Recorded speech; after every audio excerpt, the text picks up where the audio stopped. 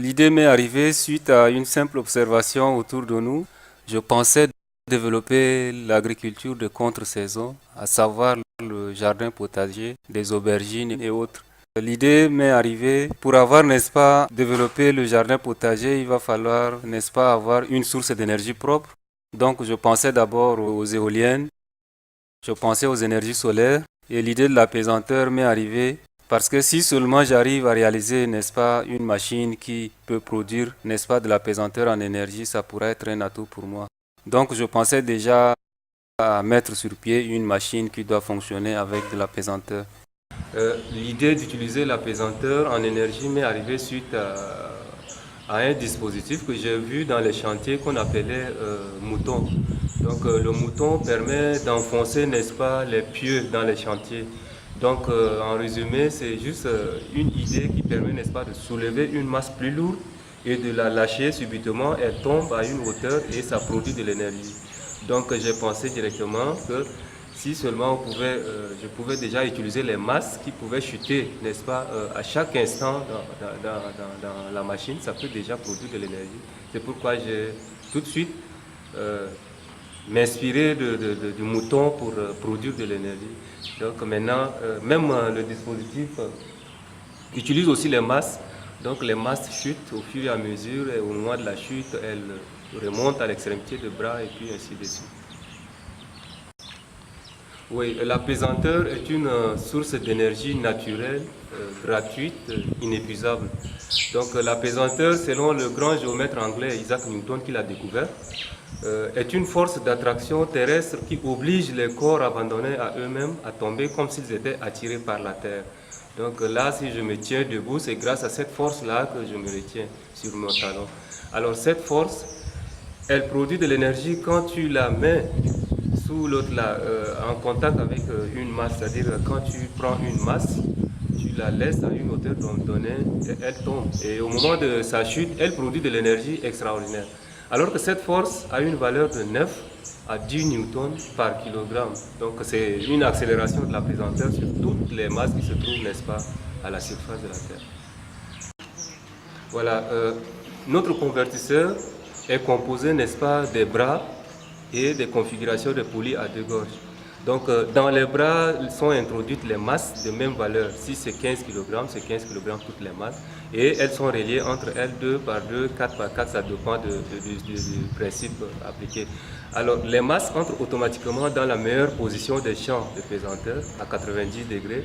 Et au moment de la chute, elle utilise une petite partie de sa force pour la remontée ou le polissement de toutes les autres masses.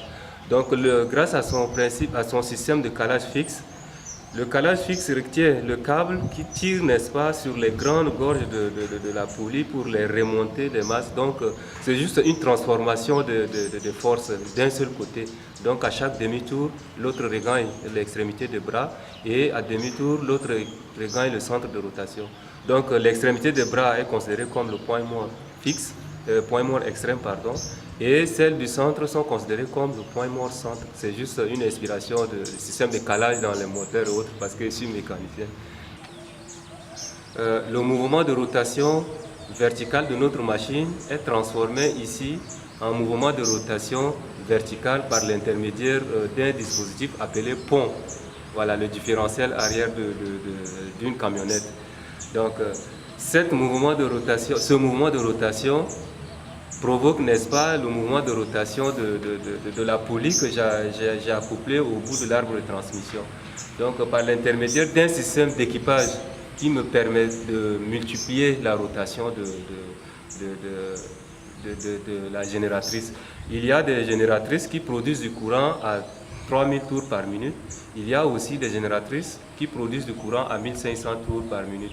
Donc déjà au bout de l'arbre moteur appelé l'arbre de transmission, il y a un équipage, hein, un ensemble de poulies configurées pour avoir, n'est-ce pas, 3000 tours ou soit 1500 tours qui permettra, n'est-ce pas, de faire tourner la génératrice à 1500 ou à 3000 tours, ça dépend de la génératrice que moi je veux ou soit que le client veut pour produire du courant.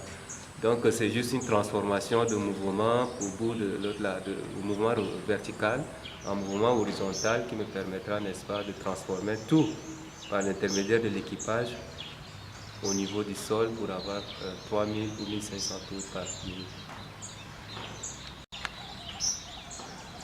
L'avantage de la découverte ici, c'est une machine qui produit de l'énergie à tout temps, 24 heures sur 24, avec un coût d'investissement réduit presque à néant. Donc c'est juste les frais d'entretien comme les pièces d'usure qu'il faut les changer à chaque fois.